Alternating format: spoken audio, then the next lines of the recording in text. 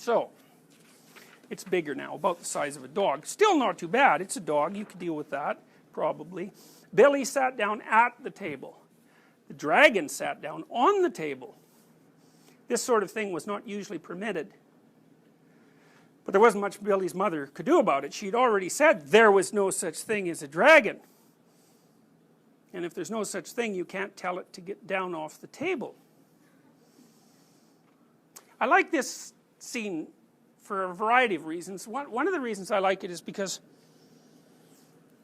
if you watch parents with their young children, one of the places that there's terrible conflict around is eating. Many children are somewhat neophobic. They don't like new things, or at least they tell you that they don't like them. And many children are also quite disagreeable, you know, so children vary in their temperament. And there are some children who will do everything they possibly can to please you, and they're pretty, you know, they're easy children to take care of, although they have their own sets of problems. And then there are other children who are very disagreeable. And their fundamental position in life is no. And that usually emerges at about the age of 2, right? And that's when children discover no.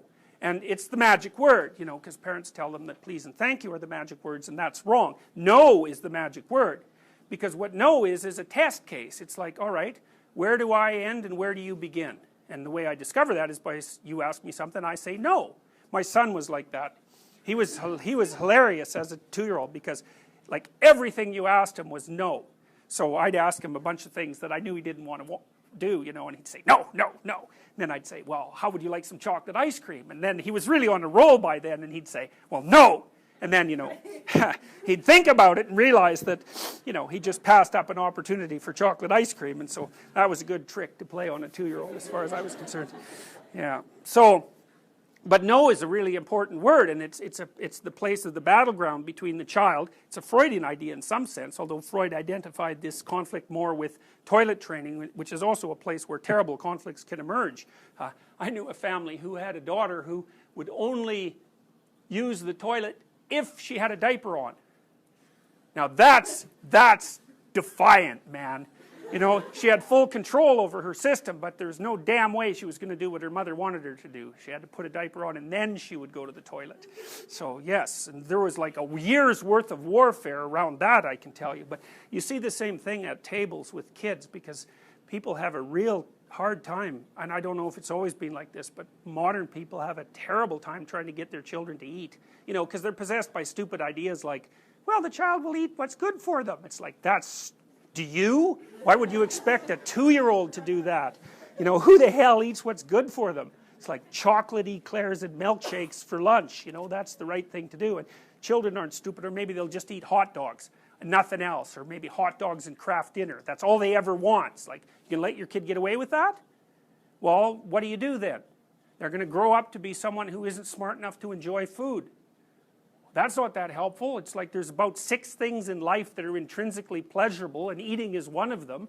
So, you know, you can warp them pretty nicely when they're little about what they're going to be allowed to eat and what not, and, you know, you deny them a whole lifetime of pleasure, the pleasure that can be involved in exploring new foods and eating new cuisines and all of that.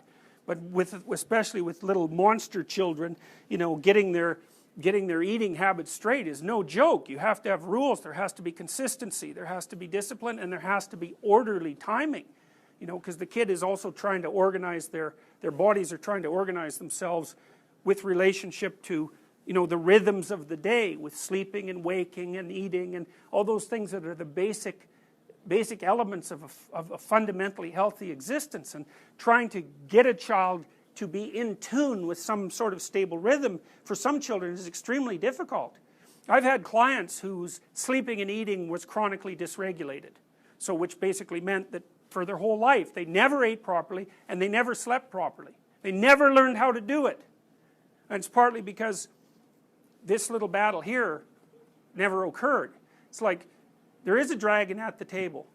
That's partly why it's so important to have your family around the table on a fairly regular basis, because, you know, that's a fundamental place where the individual meets society. Human beings share food. It's like, that's weird. There aren't any other animals that do that except fundamentally, you know, from mother to pup. but human beings share food, and it's really built into our systems at a deep level. You know, I noticed with my daughter, who was quite agreeable, at least when she was young, I used to play tricks on her too. So, you know, when she was at the table and she was about 18 months old or so, maybe she'd have some dessert, and then I'd ask her if I could have it, and she'd give it to me right away, which of course made me feel horribly guilty. It's like stealing candy from a baby. I felt like Mr. Burns, you know. So, but she'd hand it to me right away, and with a smile on her face, which I thought was absolutely remarkable, you know. And it was curious to see that that was built in as an instinct at such an early age. By the time she was 3, you know, this kid's age, there's no damn way she was going to hand me her dessert, you know, because it was at that point, I think, somewhere around that point that you know, she had started to conceptualize herself more as an individual, and that initial instinct that was a sharing instinct had vanished, you know. And then you have to kind of socialize it back into place. But anyways, there's plenty of dragons at the table, you know, and you'll see that too. Sometimes you go out to restaurants and, you know, there'll be a family there with their 2-year-old or 2.5-year-old, and the thing is like completely out of control, you know. It's like a cat with a clothespin on its tail running around the cafe or restaurant doing nothing but causing trouble. And, you know, well, anyways, it doesn't matter, because Billy's mother has already decided that there's no such thing as a dragon at the table. And, you know, that means that when she takes her child to a restaurant or to a dinner and it misbehaves terribly, that the child will continually encounter nothing but fake smiles and disapproval from all the adults that are around it, and that's going to be its destiny for the next number of years. And so, you know, if you want to do something particularly evil and vicious to your child, then make sure that you fail to inform them of any of the basic rules of civilized behavior, so that everywhere they go, the adults can pretend to tolerate them and then really be pleased when they leave and never invite them back. That's a great destiny. So